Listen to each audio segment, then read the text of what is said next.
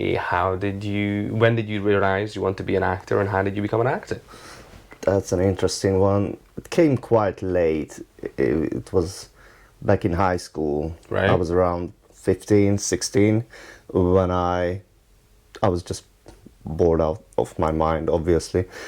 And one of my teachers suggested that, yeah, there's an acting group in the school.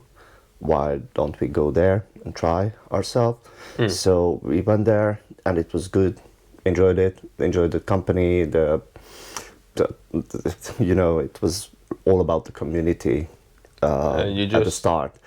So we had a really good acting community there, and enjoyed being part of production and being on stage. All right. And then when I came to the point where I had to choose career at the age of 18, I was considering a few things. That's always a big choice. 18, figure out what you're gonna do for the rest of your life. Go. Yeah, exactly. Get it right. Don't make a mistake. So I was a bit bold because I was applying for a few unis and at the same time applied for theater school,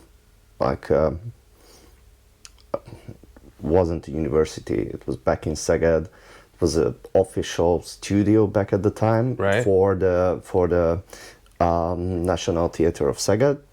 So we did the practice there. So I applied for this, and I got the position in a nice decent school in uni as well. But due to the fact that I was always constantly either rehearsing or at a theater, pretty much dropped the uni because I just had no time to attend. Yeah, I mean, when you're doing a full production, I'm guessing it's more than just one production. Yeah.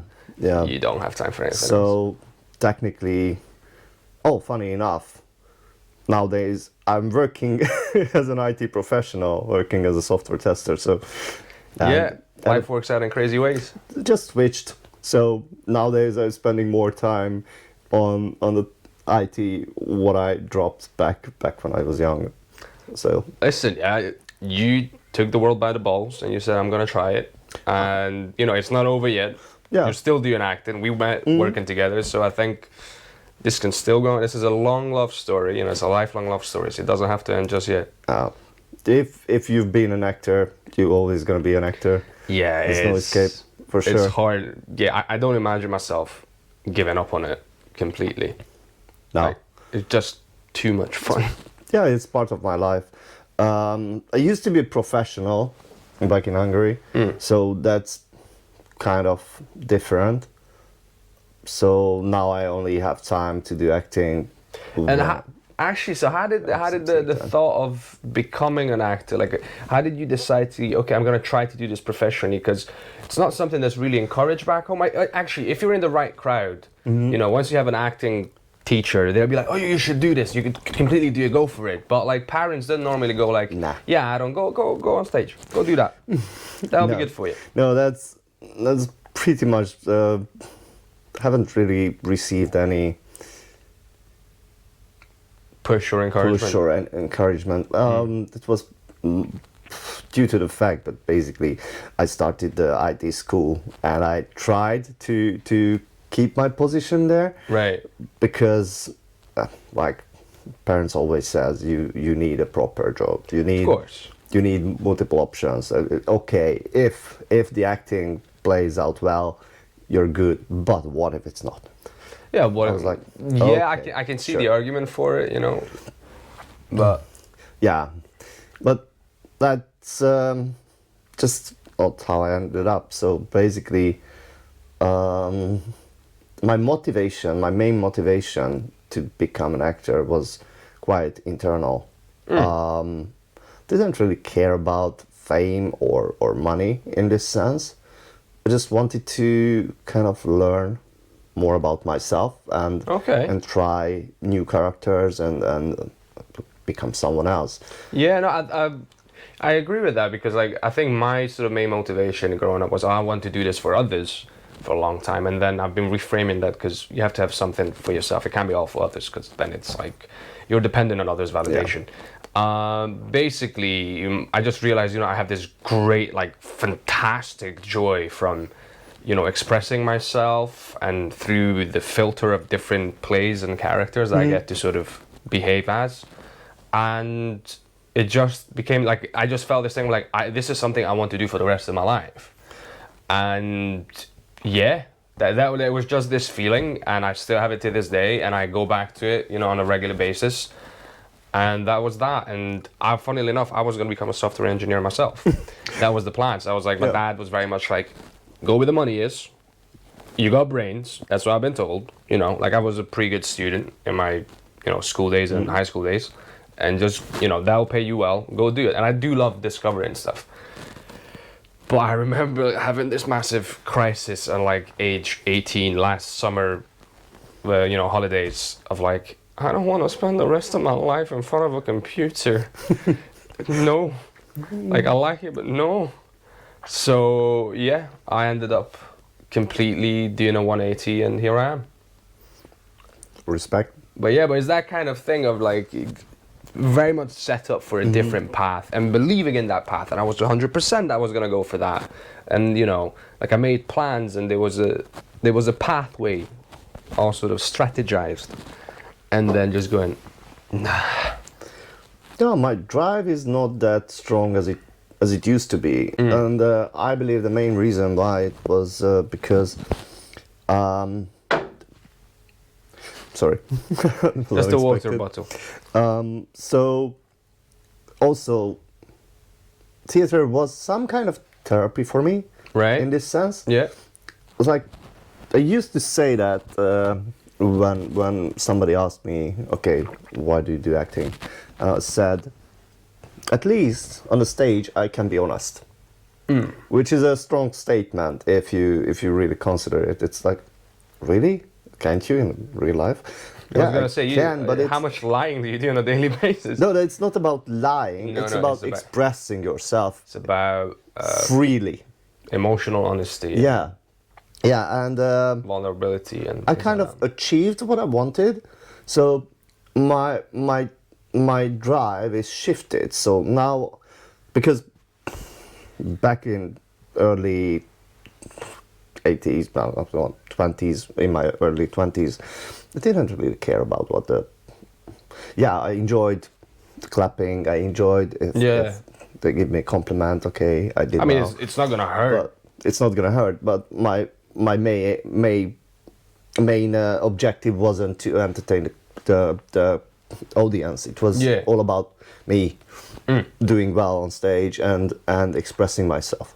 It was really kind of selfish. Well, if I look back, I find myself a bit selfish in this sense, because now it's shifted and I care about the audience much more. So my goal when I go on stage is not about being on stage and express my feeling. It's about entertainment. It's about giving something to the audience.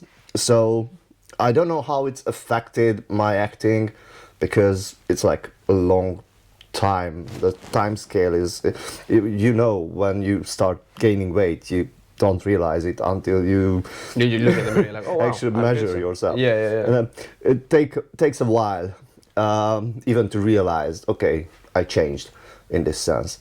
And I don't really know when exactly and how. It's just shifted, and now it just becomes like a bunch of little thoughts. They get up together. After a while, you just get a different feeling of like, oh yeah, I have shifted. I'm going in this direction now. So maybe that's why I'm not as active as I used to be. Fair enough, but you're still enjoying it. You're still doing it. Still having an acting group that we formed together. A couple of my Hungarian friends here in London, which is we doing devising theater. So it's really creative work as its own, because it's not just about acting. It's about writing, inventing the play, figuring out the characters. It's very much from coming scratch. up with a story from nothing. Exactly. The thing about selfishness, I find that interesting because I'm going I'm in that stage where I'm going in a different direction. I'm coming from wanting to please the audience and wanting to serve the audience with everything I had to sort of becoming actually no. Like I respect the audience, but at the end of the day, I can't rely on the audience's feedback because people have their own opinions, their own, taste and whatnot. And if I need to have an independent sort of set of criteria on which by which I judge if this, if that was going well or if I was, in working in the right direction. Because at the end of the day, the audience, obviously, they're paying for it, but they might not have the trained eye for certain things when it comes to like the technical stuff. Like they wouldn't be aware. Like we've all had that experience. We're like, oh, I did this show and it was like I felt it wasn't that great. But for the audience that night, they were like, if somebody comes up like, you were amazing. I loved you, and I was like, thank you very much. I'm glad that you got something from it. And in my head, I'm like, I'm not gonna say no to that. I'm not gonna be like, nah, it was shit. I still have that. So, but I'm like, thank you. I'm glad you did. I'm glad something came across, or that you got even more from it than I originally thought you would. But I know that I still need to focus on this stuff. So I'm very much sort of not distancing myself from the audience. I'm still performing in front of an audience, but I'm sort of detaching myself from the audience in certain aspects.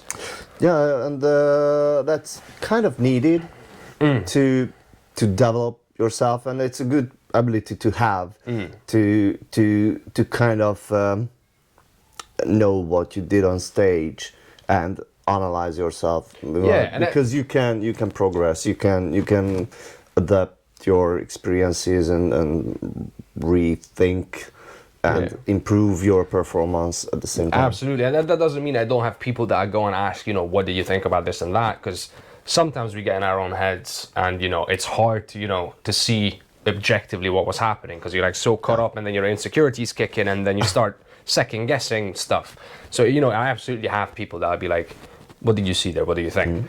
But I'm deciding now to be in control who I give that sort of power to and whose opinion I will build, who I trust, and whose opinion I will build my my next steps on. Because I simply can. The end of the day, the audience is a group of people that have seen me for 2 hours or an hour and a half or however long the play or the film was. They don't know what was going on before it or what's coming after it, and that's that's fair play to them. It's not their responsibility to guide me. Yeah.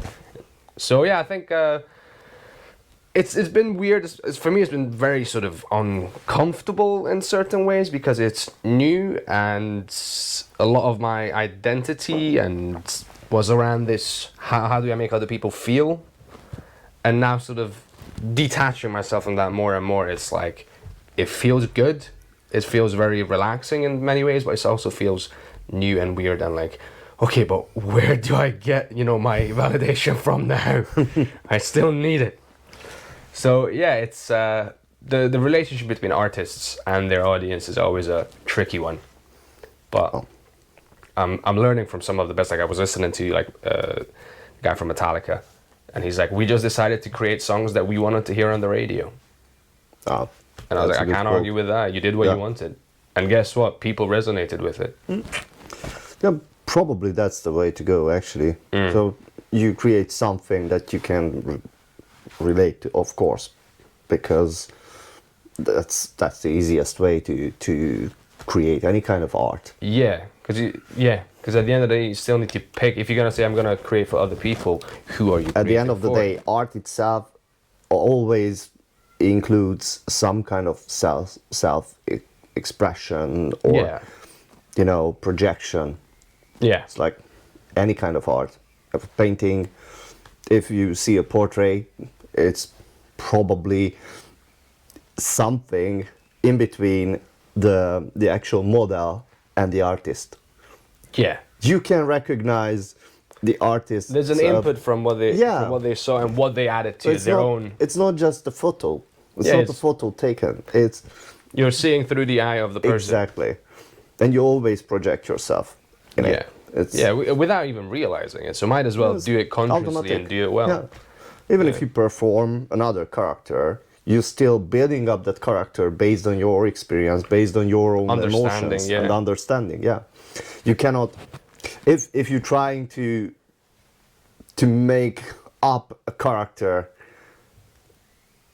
without your real emotions behind it, it's gonna be fake. You're gonna be a psycho. It's gonna be. basically. I don't know. It's just You're gonna come across as someone who's pretending instead of acting. yeah. And then if we're gonna take this character, like if we're gonna take this at face value, it's like who's this character who's forcing so much of this behavior, and it just Yeah. come across like I'm here, I'm talking to you, and you're like, is this a psychopath? Or probably not working. psychopaths probably get offended because they're like, we're really good at pretending, dude. Yeah, yeah. I find it always. Everything comes from an emotion. You have to have a drive. You don't go to the kitchen if you're not hungry. Yeah. End of sentence. That's it. You don't even move if you have no motivation to do so. Yeah. So you need. Yeah. You must have some sort of emotional inner motivator, as you said. Yeah. So that's my kind of acting philosophy. Always develop the core, the emotions and the drive first, and that's delivering the action automatically. Actually. Yeah. Nice human behavior. Yeah. It's just